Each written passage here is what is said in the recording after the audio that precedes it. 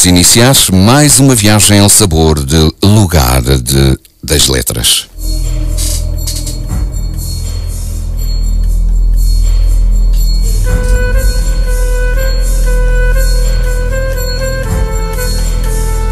Uma palavra escrita é a mais fina das relíquias.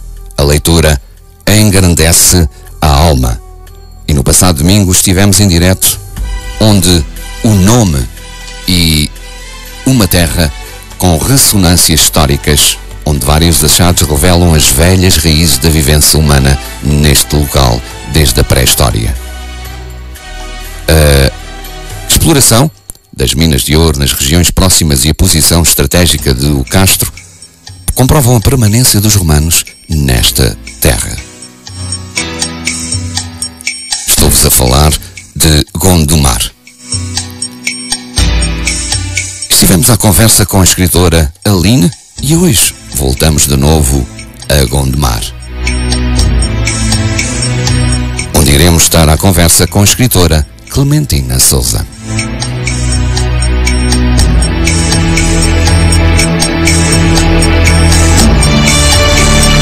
Como costumo dizer, uma palavra escrita é semelhante a uma pérola.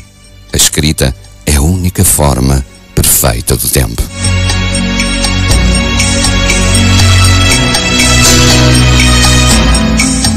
Clementina de Sousa nasceu em Gondomar, professora do primeiro ciclo do ensino básico pelo Magistério Primário do Porto, licenciada em Ciências da Educação pela Faculdade de Psicologia e de Ciências da Educação da Universidade do Porto e mestre também em Educação e Diversidade Cultural pela mesma universidade. Publicou em 2013 Branca Flor, pela editora Lugar da Palavra. Participou em Lugares e Palavras Natal 2012, 2013, 2014 e em Lugares e Palavras do Porto 2014. Atualmente está aposentada, dedicando-se a tempo inteiro à escrita.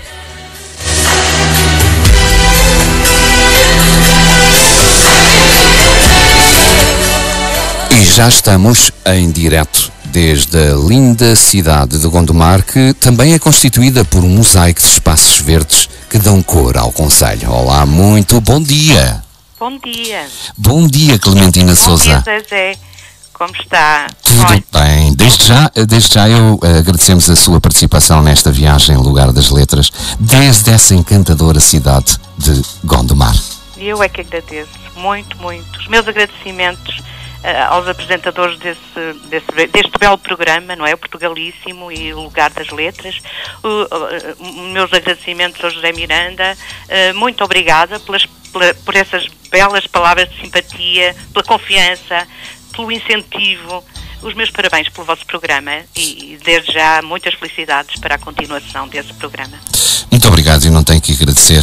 É tudo feito de alma e coração em prol deste lindo país que é sem dúvida Portugal.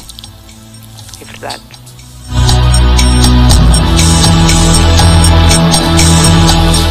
Clementina Sousa, todos somos contadores em potencial. Basta querer contar, ler muito e, claro, deixar a história florescer. Como é que chegou a escritora?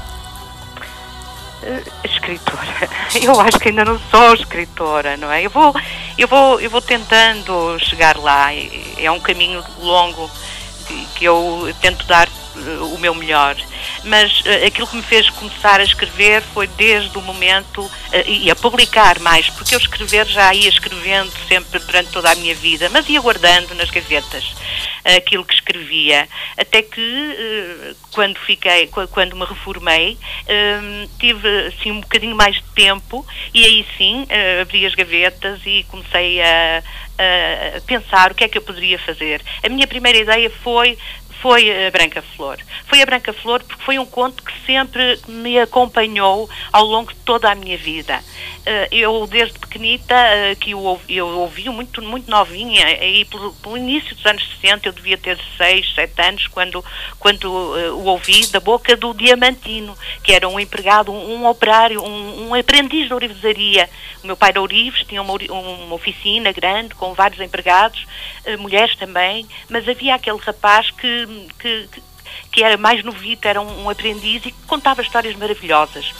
E a minha mãe, coitada, com tantos filhos, porque eu tenho muitos irmãos, e ela então pedia ou mandava, não é? Naquele tempo mandava-se mais do que se pedia, ao Diamantino, com os seus 16, 17 anos, que entretesse os meninos. Ele tinha que os entreter.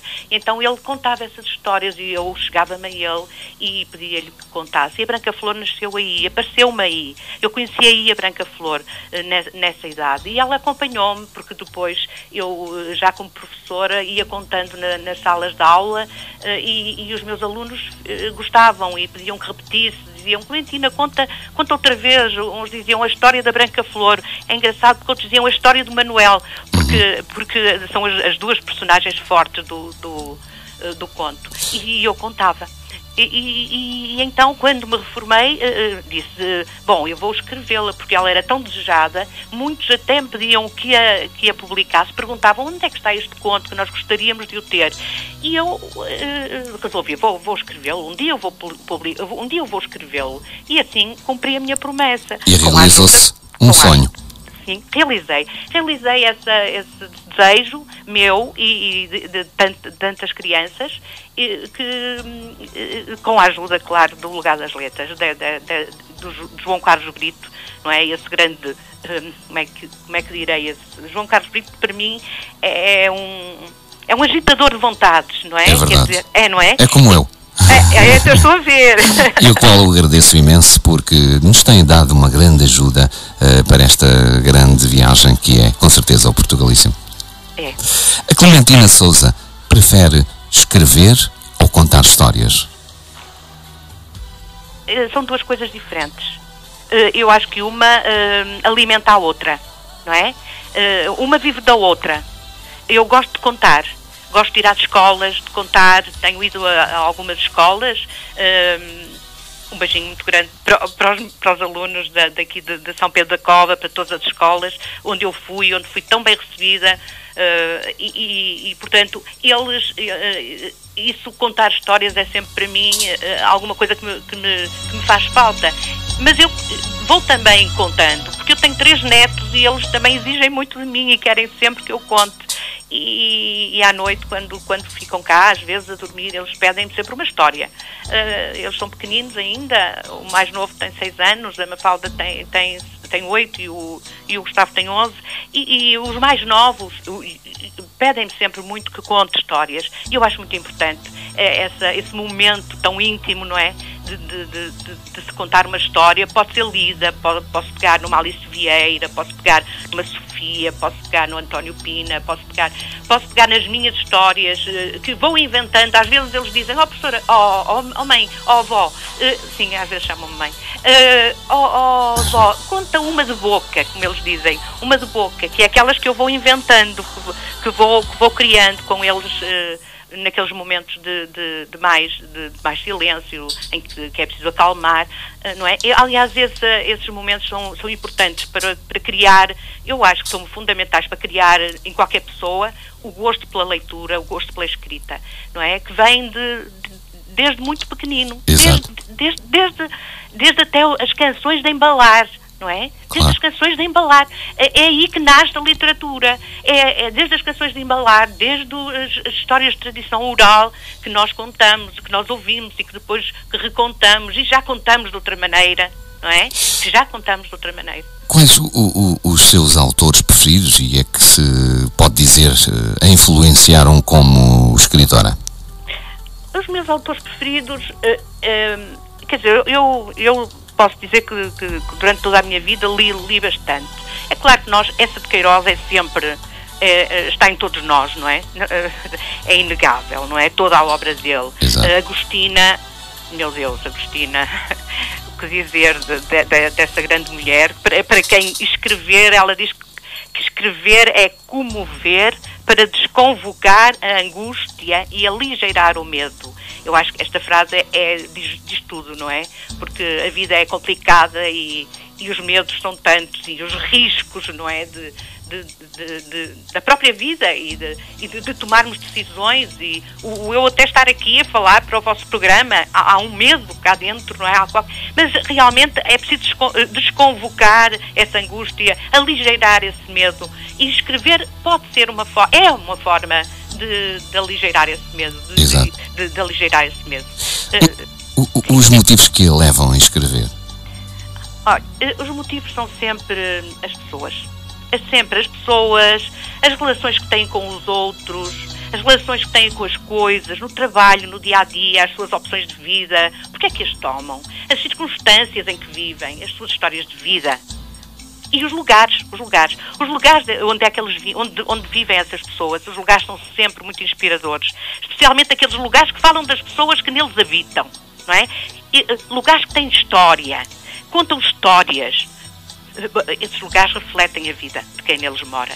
E os contos, aliás, que eu tenho publicados, falam um pouco disso, não é? Exato. São casos concretos, inspirados no real.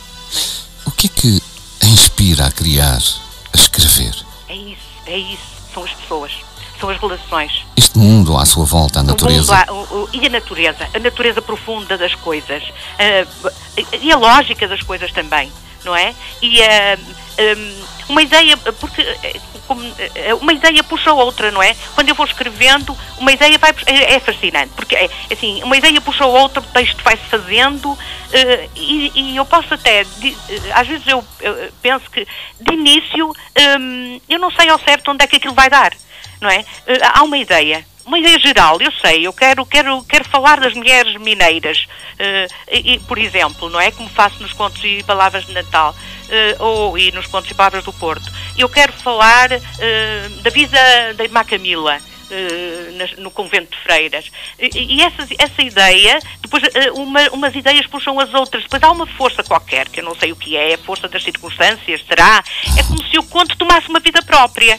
Eu fico a observar quase que fico de lado a observar, a vê-lo crescer, e quantas vezes fico espantada com o rumo que as coisas levam, com o rumo que elas tomam, não é? A escrita leva-me, e depois também outra coisa, a escrita leva-me a lugares dentro de mim que eu própria desconhecia, não é? É por isso que publicar é sempre um ato de coragem, mas também é um ato de amor. Exato. Eu acho que é sempre um ato de amor, porque quando escrevo sobre a vida dessas mulheres, eu também estou a escrever sobre mim, quando é o meu olhar, não é? Sobre aquele mundo. No limite eu sou uma delas, não é? É um risco. Eu tenho consciência disso, sim. Como é que foi a sua infância?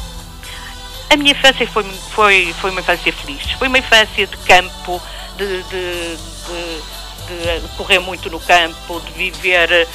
Eu até só aos 7 anos é que íamos para a escola, não havia ATLs, não havia coisa nenhuma. A minha vida até aos 7 anos era campo.